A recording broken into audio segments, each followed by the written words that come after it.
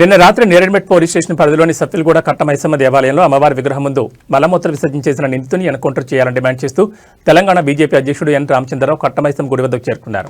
ఈ సందర్భంగా ఆయన మాట్లాడుతూ హిందూ దేవాలయాలపై జరుగుతున్న దాడులను సహించేది లేదని, ఇలాంటి ఘటనలకు పాల్పడిన వారిపై కఠిన చర్యలు తీసుకోవాలని డిమాండ్ చేశారు. ఘటనపై ప్రజల్లో తీవ్ర ఆగ్రహం వ్యక్తమవుతుండగా పోలీసులు భారీ బందోబస్తు ఏర్పాటు చేశారు.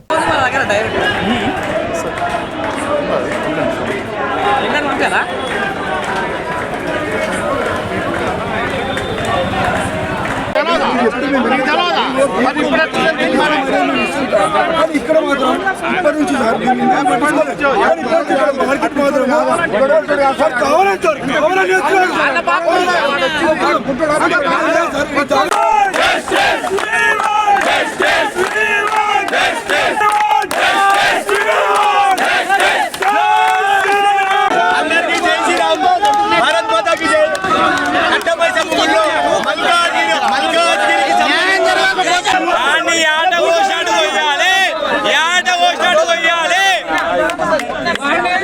వాణి బలియాలే వాణి బలి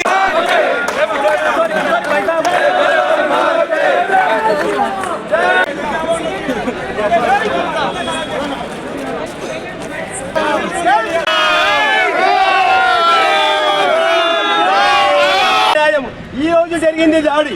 ఫర్దర్ గా ఏం కావాలో డిమాండ్ అడుగుదాం. ఇప్పుడు ఎంతసేపు కొట్లాడినా కానీ వాళ్ళు వచ్చిర్రు. మీకేం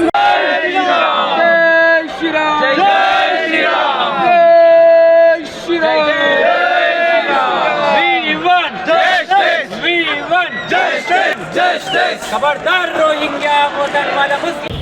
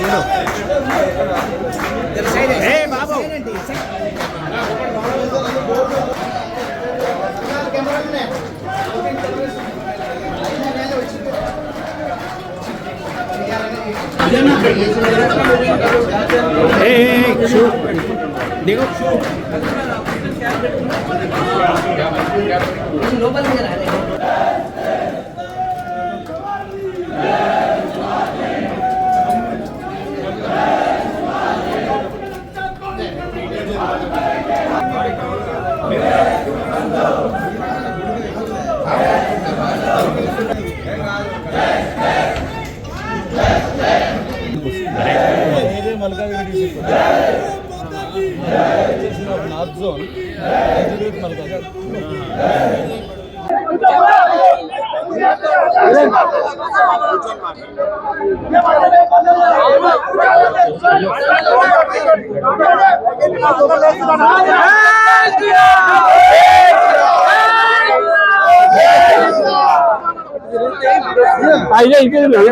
కదా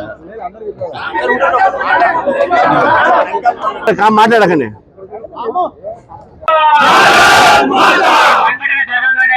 నిన్న రాత్రి స్వచ్ఛందంగా ఈ సిటీలో నలుమూలల నుంచి కూడా చిక్కడపల్లి నుంచి ఇటు బాలాజీ నగర్ నుంచి ఉప్పల్ నుంచి కుకట్పల్లి నుంచి పెద్ద ఎత్తున యువకులు తల్లి రావడం జరిగింది.